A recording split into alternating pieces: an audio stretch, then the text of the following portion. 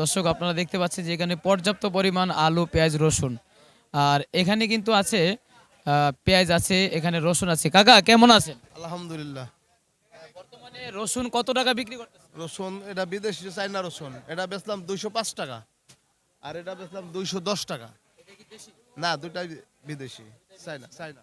আর বর্তমানে আপনারা এই পেঁয়াজ কত টাকা পাল্লা বিক্রি করতেছে? পেঁয়াজ এটা 230, 46 টাকা কেজি। আর আদাটা আদাটা 95 টাকা কেজি। দর্শক আমরা আছি বগুড়া বাইপাস। আপনারা দেখতে পাচ্ছেন এখানে আদা রসুন পেঁয়াজ এগুলো কিন্তু পাইকারি মূল্যে বিক্রি হচ্ছে।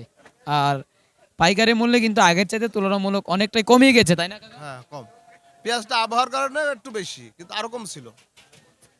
কিন্তু বর্তমানে ইন্ডিয়ান তো পেঁয়াজ আসছে না, তাতে আপনি কি ইন্ডিয়ান আপাতত বন্ধ। বন্ধটা দেওয়ার কারণ?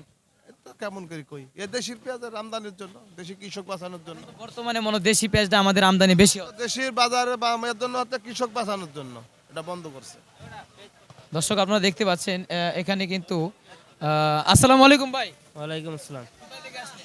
শালনা। কি কি নিতে আসছে? ওই দোকানের মাল, আলু পেঁয়াজ আদা রসুন। দর্শক আলু পেঁয়াজ আদা রসুন ভাইজানে নিতে আসছেন শালনা থেকে।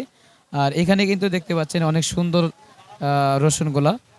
রসুনগুলা কিন্তু বর্তমান বাজার অনেকটাই কমে গিয়েছে। আর পেঁয়াজ যে কমে গিয়েছে কিন্তু আবহাওয়ার কারণে, কিন্তু যেটা শুনতে পেলাম যে আবহাওয়ার কারণে পেঁয়াজটা কমে গিয়েছে।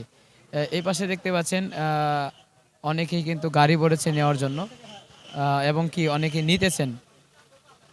পর্যাপ্ত পরিমাণ আগের চাইতে বেচা কিনাও বেশি এবং কি দামও কিন্তু অনেকটাই কমে গেছে। দেখতে পাচ্ছেন বিক্রি হচ্ছে